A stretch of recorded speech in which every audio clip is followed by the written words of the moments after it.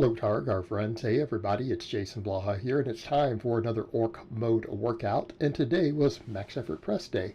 Really happy with today's work. I went with 50 pounds of bands, and we still got up to 302 with the Buffalo Bar with a pause. And a few people noted that, yeah, that looked really fast. That didn't look hard. Yeah, because it wasn't a max.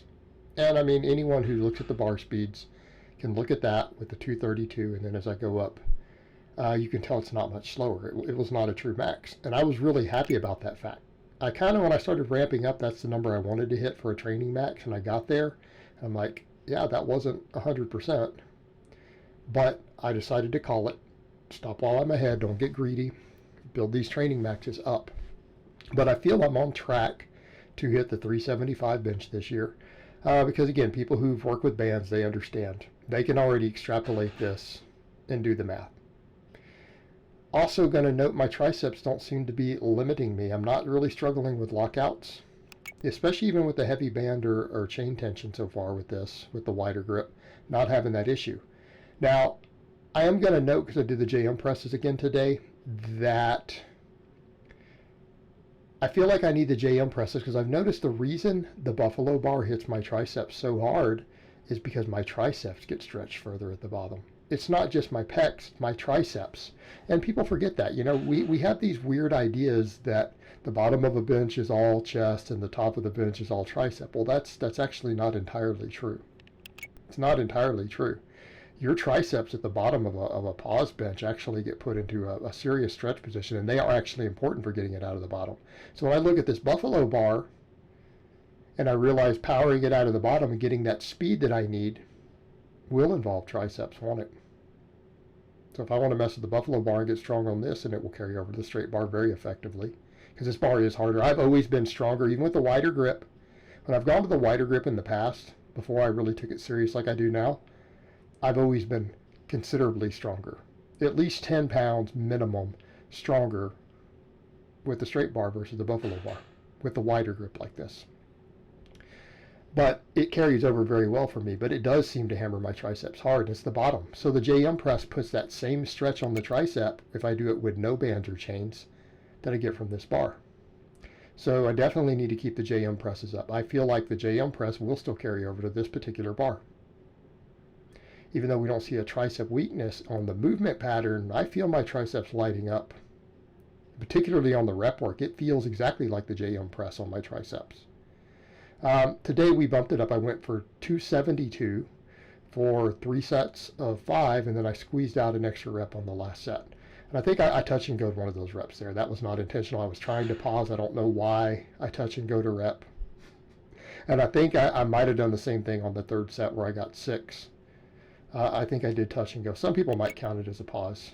It was a brief pause, but it's borderline. It was borderline touch and go, if I remember when I was doing it. I'm just now watching the footage. So I'm actually watching all this footage on these exercises for the first time while voicing this over. So I'm seeing it live as we go. But I tried to pause all of them, but I think one of these, if I remember, it felt almost like a touch and go. But we got 6. I think it was that one right there. Then I paused. A couple of those looked a little touch and go-y. And then we paused really long for the last one. I'm trying to do good pauses, and I'll try to get better at that. I don't know why I did that on the last set. I think I psyched myself up a little bit because I'm like, I want to get more than 5. And I'm pretty sure that's what happened, and I touch and go to a couple of those reps. Oops. And that's okay. I'm still happy with it. I'll still increase the weight next time, and we'll pause it every time. The Pendlay rows, again, me going up to this heavier weight to do 5s, a little bit of body English. It's still within the acceptable range, so I'm going to stick with it. I'm not going to reduce the weight. It's within the acceptable range, but I'm going to note that it is there. I want to clean it up slightly and keep getting stronger with this weight. And, and I'll start working the weight back up. And part of it's me going to 5s. It's harder to stay strict on 5s and 10s, even if you take the 10s to limit sets. It is just the nature of it because we're using a lot heavier weight relative to your 1 rep max. But some of these sets looked better than others. Like this one here, the second set, these were actually cleaner than that first set. I think until the very last rep. A little bit of body English on the 5th rep. First 4 were actually quite good. I'm happy with those. If I could do that consistently, I would go ahead and bump the weight up again. And then the final set, I think I went for a 6 rep, and I'm pretty sure that the 6 rep there was a little bit of body English there, and that's okay as long as we keep it minimal and we keep that back into a low position. What I don't want is my back to come way up. I'm not trying to turn this into a Dorian Yates row. We are trying to still work lats. We want the upper back to get hit super hard, but I do want lats also. Incline went good as usual. It's been going back up since I've started doing it again. My shoulder, I'm going to have to say my shoulder's doing a lot better. It's doing great, and the dead hangs have been helping me tremendously now that I'm able to do them, and they hurt like hell. And I did 205, and I got 2 sets of 5, and then I think I got 6 on the last set. So we managed to squeeze out 6. I'll bump the weight again next time. So let's get to the topic of the shoulder. You know, people didn't understand. I said before, and again, it's because people don't listen closely. Yes, if there was risk of injury, I would never do a chin-up again. And what I was saying is that I have set a medical criteria to return to chin-ups. And what I'm doing is because it would be no risk. In other words, if I can create a scenario where there is no risk of re-impinging my shoulder, I will do weighted chin-ups again. People are like, but it's too risky. And I would have agreed with you a month ago. However, I've said if there is 0 risk. Those are not contradictory statements, because it's not risky if there's no risk of impinging the shoulder again. The criteria I have set is for me to be able to do a full dead hang with my entire body weight, so my feet off the ground, hanging off a chin-up bar, for 30 seconds with no pain. No pain. If I can achieve that, I can safely do chin-ups again. Because if I can do that, then my shoulder mobility would be good enough that the chin-up, as long as I don't get really stupid with the hangs at the bottom, cannot re-impinge my shoulder, especially if I keep my rear delts and upper back strong. Okay, do people understand? Does that make sense now? If I can create that scenario. I am doing dead hangs every single day. I'm not picking my feet up. I'm kind of going onto my little bit of toes or putting my heels on the ground still and my feet in front of me as I'm doing them. I'm not quite doing my full body weight on them yet. I'm still not sure about that. They hurt less every single day. Every single day the pain is reduced from doing them. And people say, well, should you be doing that if it hurts? Yeah. And at first it was excruciating. But it has made it better. I don't feel pain after. That's the thing. If my shoulder is feeling a little clicky or it feels inflamed and I do the dead hang, it hurts while I'm doing it. Within 10 seconds of me letting go, it's 100% pain-free. It's pain-free, and my shoulder range of motion is dramatically improved. So I obviously do it first thing in the morning, every day. I do it again in the afternoon. I do it 2 to 3 times a day. And it makes an enormous difference. My God, has it made a difference. Especially with all the extra rear delt strength I've built.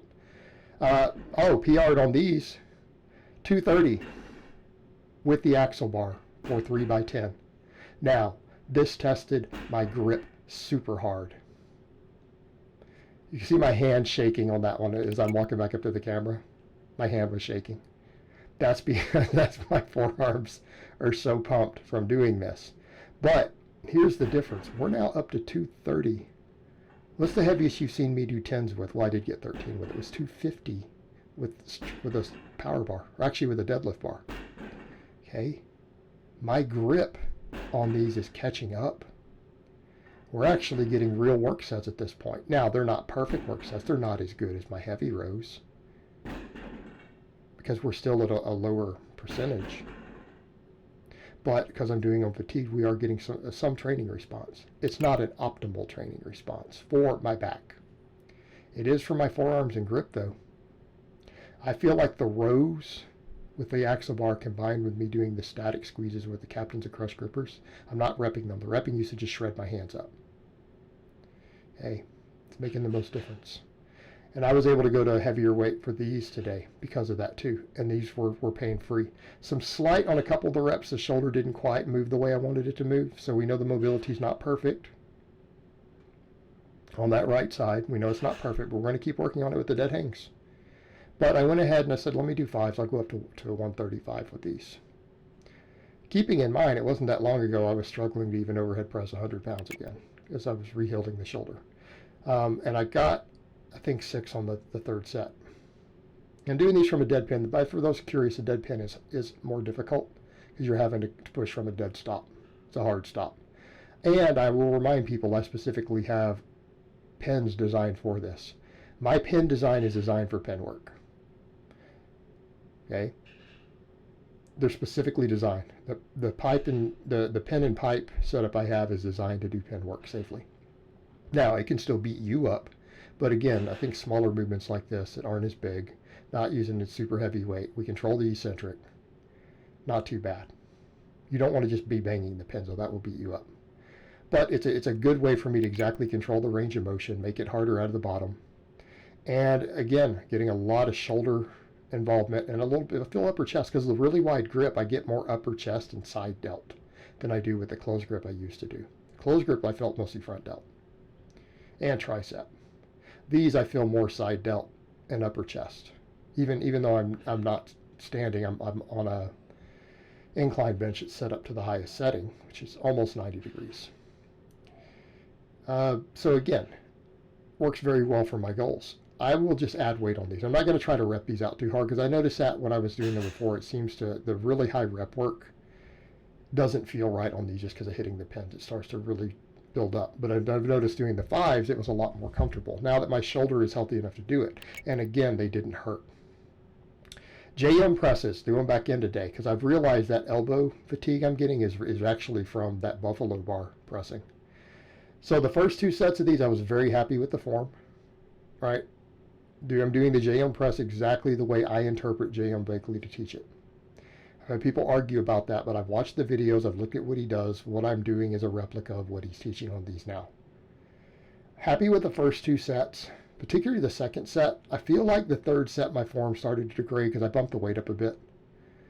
I don't need to increase weight again for a while. I need to stick with this weight till I master it, and I can do all my sets with it looking pretty. The third set, I felt like my form degraded a little bit. My elbows dropped lower than I'd like. And I think it's because my triceps were just that tired. We did all that other pressing today. And then these hammer triceps so hard, they started getting fatigued. So the third set, I just couldn't get the quality that I wanted because my triceps were just too fatigued. And I felt like the form suffered a little bit. And when we get to the footage, I think we'll see it. But I felt like it didn't feel the same. This second set felt the best. I felt like the second set I was really happy with it. And looking at it, I'm pretty happy with it. Again, with the weight bump. Happy with it. The third set, though, I have a feeling I'm not going to like the footage when we get to it. So we'll see it when we get there.